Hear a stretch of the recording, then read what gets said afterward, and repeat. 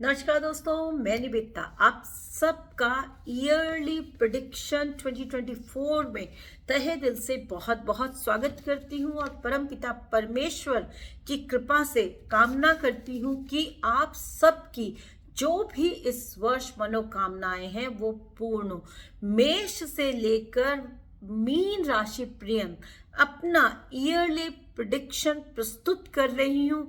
उम्मीद करती हूँ कि ये आपको लाभ जरूर देगा और आप इन रेमेडीज को अपनाकर इस प्रेडिक्शन को सुनकर अपने जीवन के हर एस्पेक्ट पर सफलताएं पाएंगे। चलिए बात करते हैं मिथुन लग्न और राशि वालों के लिए ये वर्ष कैसा रहने वाला है, क्योंकि आपकी जो प्रवृत्ति होती है वो वायु तत्व प्रधान होती है, इसीलिए आप काफी चंचल होते हैं और यही चंचलता आपको एक स्थान पर स्थायित्व नहीं पाने देती है, जिसकी वजह से कई बार आपको अपने पर्सनल और प्रोफेशनल दोनों ही फ्रंट्स पर आगे बढ़ने के लिए एक्स्ट्रा एफर्ट्स करने पढ़ते हैं। क्योंकि कहीं ना कहीं जब ये एकदम से स्विफ्ट मारने की प्रकृति रहती है तो आप जरा सी बात पर छिन्न भिन्न हो जाते हैं,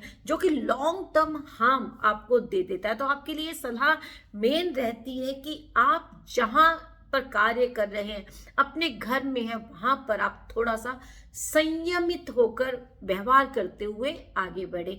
जी हाँ दोस्तों, इस वर्ष आपके लिए जो ग्रहों की स्थिति रहने वाली है उसको पहले चर्चा में ले आते हैं और फिर उसके बाद में उनका क्या प्रभाव रहने वाला है जीवन के क्षेत्र पर, उस पर चर्चा साझा करते हैं। लग्नेश ही आपके इस वर्ष छठे भाव यानी कि रोग ऋण शत्रु भाव में मित्र की युति बनाते हुए शत्रु राशि में आगाज कर रहे हैं। यानी कि सबसे पहले तो आपको इस वर्ष के प्रारंभिक दौर में अपने रोगों से, अपने ऋण से, अपने शत्रुओं से सावधान रहना पड़ेगा और जो आपका इन एस्पेक्ट्स पर धन खर्च होने वाला है उसको भी मैनेज करना पड़ेगा। क्योंकि कहीं ना कहीं जब आप चेकअप्स कराते हैं, जब आप किसी चीज को लेने के लिए लोन लेते हैं या आप अपने प्रभाव को बढ़ाने के लिए आगे बढ़ रहे होते हैं, तो बैक बाइटर्स बहुत होते हैं। आपको इस एस्पेक्ट पर सफलता पाने के लिए सजग रहने की सलाह दी जाती है। चंद्रमा तृतीय भाव में होंगे और पूर्ण सप्तम दृष्टि से आपके भाग्य को प्रभावित करेंगे। कहीं ना कहीं आपको लगेगा कि 2 दिन आपका भाग्य साथ दे रहा है, 2 दिन आप बिल्कुल छिन्न भिन्न हो रहे हैं, तो कहीं ना कहीं अस्त व्यस्तता बनी रहेगी। केतु आपके 4th हाउस में है। आपको इस वर्ष पर्यंत अपनी माँ के स्वास्थ्य का पूर्ण ख्याल रखना और घर में यदि किसी को हार्ट रिलेटेड इशू हैं तो एक्स्ट्रा सजग रहते हुए प्री चेकअप्स कराते हुए आगे बढ़ना चाहिए। जैसा मैंने पूर्व में कहा कि लग्नेश ही छठे भाव में, हालांकि बुध को छठे भाव में अच्छा रिजल्ट देने के लिए माना जाता है, लेकिन वो एक्स्ट्रा एफर्ट्स करने के लिए आपको प्रेरित करेगा ही करेगा। शुक्र की युति के साथ लग्नेश का होना आपको थोड़ा सा एक्स्ट्रा कॉशियस होने के लिए कहता है, सजगता के लिए कहता, और कहीं ना कहीं आपका यात्रा का प्रभाव बढ़ा हुआ देखा जाएगा। कहीं ना कहीं आप अपने काम के क्रम में, अपने बच्चों के क्रम में या अपने फैमिली टाइम के लिए यात्राएं कर सकते हैं जिन पर आपका पैसा खर्च हो, आपके एफर्ट्स लगे।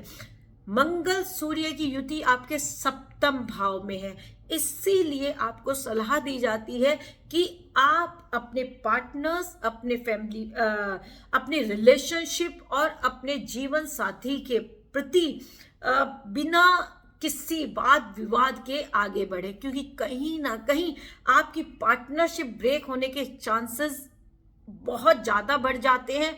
छोटी सी बात पर आर्ग्यूमेंट एग्रीवेट हो सकता है, जिसकी वजह से नकारात्मक स्थितियां उत्पन्न हो सकती हैं। तो क्यों ना हम सजग रहते हुए आगे बढ़ें और उनसे अपना बचाव करते हुए आगे बढ़ें। जी हाँ दोस्तों, क्योंकि आपके अंदर जब मंगल लग्न को देखता है तो थोड़ा सा धैर्य की कमी कर देता है, अधीरतावश आपके निर्णय हो जाते हैं। सूर्य लग्न को देख रहा है तो कहते हैं ना, ईगो का प्रभाव बढ़ जाता है। तो आपको लगेगा कि आप ही सर्वे सर्वा है, आप जो कर रहे हैं सही है। ऐसा नहीं होता है। कई बार हमें राय लेके भी अपनी चीजों को मैनिपुलेट करते हुए आगे बढ़ना होता है। अगर आप ऐसा नहीं करेंगे, अहम वश कोई कार्य करेंगे, तो फिर आप अपनी छवि को धूमिल कर लेंगे। इसलिए इस वर्ष आपको सलाह दी जाती है कि आप अपने बड़ों की राय के साथ कोई भी कार्य करते हैं तो उसमें आपको सफलता जरूर मिलेगी। शनि देव आपके भाग्य की वृद्धि करेंगे।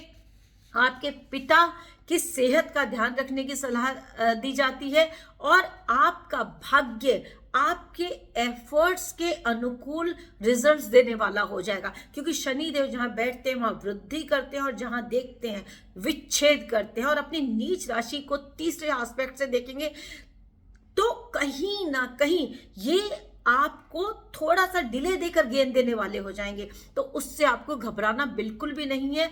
आपको धैर्य पूर्वक आगे बढ़ने की सलाह दी जाती है। आपका भाग्य आपका साथ देगा, इस बात का आपको पूर्ण विश्वास रखना है और अपनी मेहनत को फ्लॉरिश करने के लिए आपको जो भी स्थितियां हैं उनके अंदर आगे बढ़ना चाहिए। दोस्तों, हर एस्पेक्ट पे आप अपनी मेहनत से इस वर्ष जीत हासिल करने वाले हैं। राहु को दशम में अच्छा रिजल्ट देने के लिए जाना जाता है। इसलिए अगर आप मेडिकल की फील्ड के साथ जुड़े हुए हैं, आप रियल एस्टेट के साथ जुड़े हुए हैं, तो ये वर्ष आपके लिए उन्नति ला रहा है, क्योंकि कहीं ना कहीं मंगल की लग्न पे दृष्टि है और सेकंड एट्थ एस्पेक्ट उनका आपके पैतृक संपत्ति पे है। तो कहीं ना कहीं आपको पैतृक संपत्ति से लाभ देखा जाता है।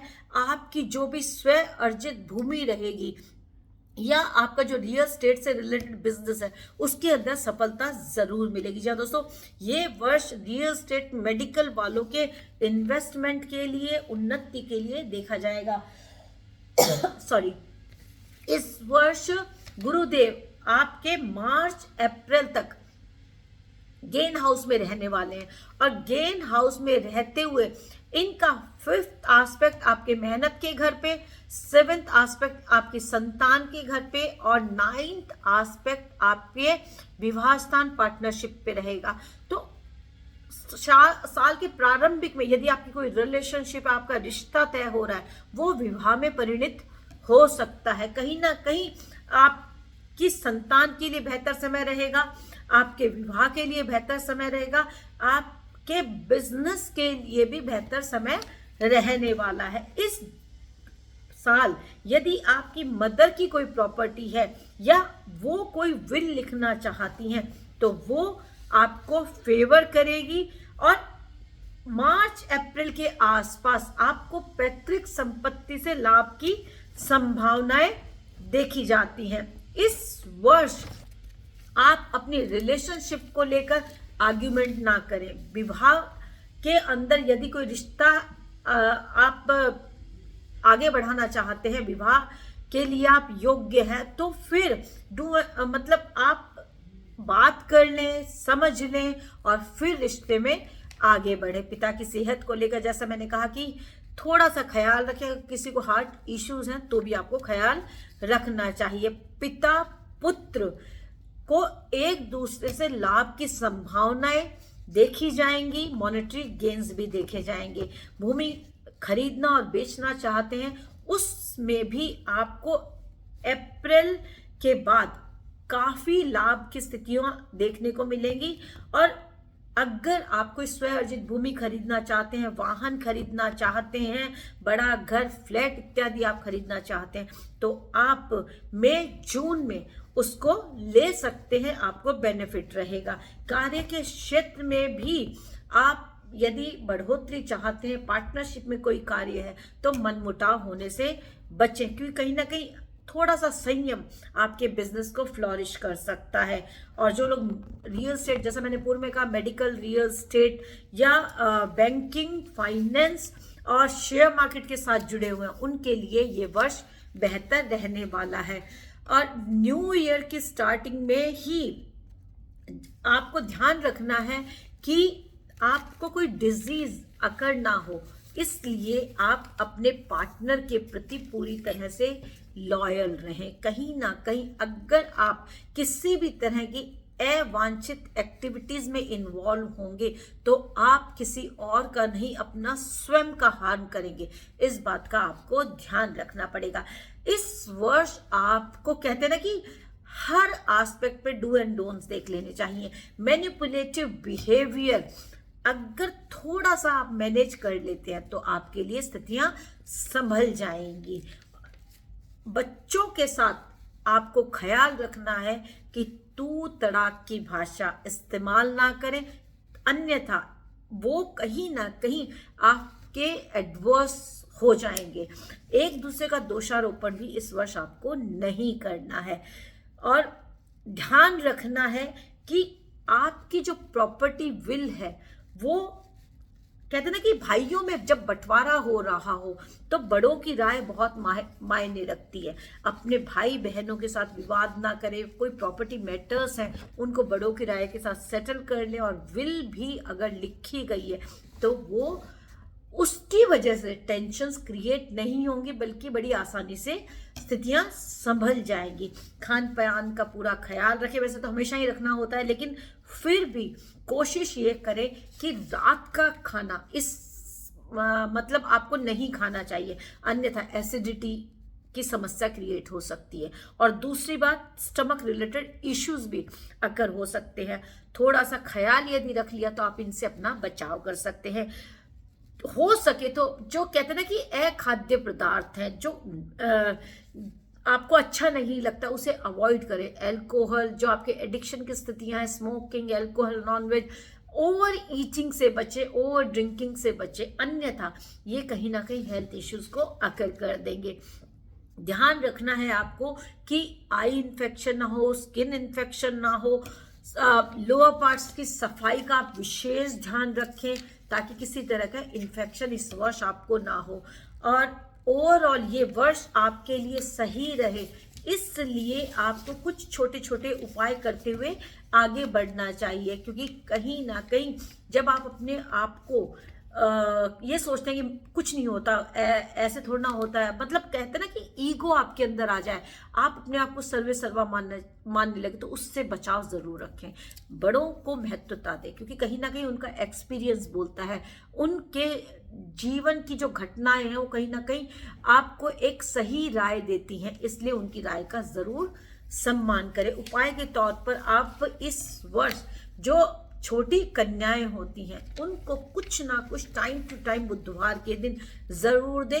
किन्नरों को आप हरी चूड़ियां बुधवार के दिन दे सकते हैं। आशीर्वाद स्वरूप आप उनसे 1 का सिक्का लेकर अपनी तिजोरी में रख सकते हैं, ये बहुत फायदा देगा। और नवरात्रों में दुर्गा माँ की जोत जरूर जागृत करें, शिव आराधना करें, शिवलिंग पर कच्चा दूध जरूर समर्पित करें और जल के अंदर काले तिल डालकर समर्पित करें। हो सके तो सोमवार और शनिवार के दिन आप ये कार्य जरूर करें। बुधवार के दिन आप किन्नरों का आशीर्वाद जरूर लेने का प्रयास करें।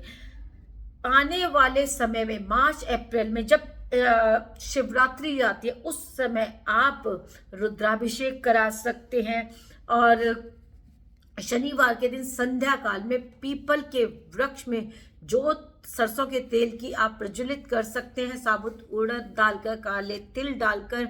ये आपकी नेगेटिविटी को दूर करेगा, पॉजिटिविटी को इंक्रीज करेगा। ये जो जितने भी उपाय होते हैं इनमें से यदि आप एक उपाय भी लगातार करते हैं तो आपको बहुत फायदा होगा। और लग्नेश का जो मंत्र है, ओम बुम बुधाय नमः, बुधाय नहीं, ओम बुम बुधाय नमः, इसका जब आप निरंतर करते रहते हैं तो ये आपके पूरे ऑरा में पॉजिटिविटी को इंक्रीज करेगा।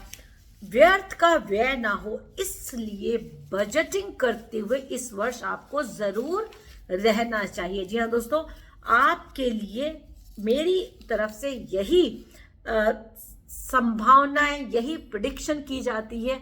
कोशिश करें कि आप इनको सुनते हुए आगे बढ़े, इनको उपायों को करते हुए आगे बढ़े। आने वाला साल पूरा आपके लिए शुभ रहने वाला है। धन्यवाद बहुत।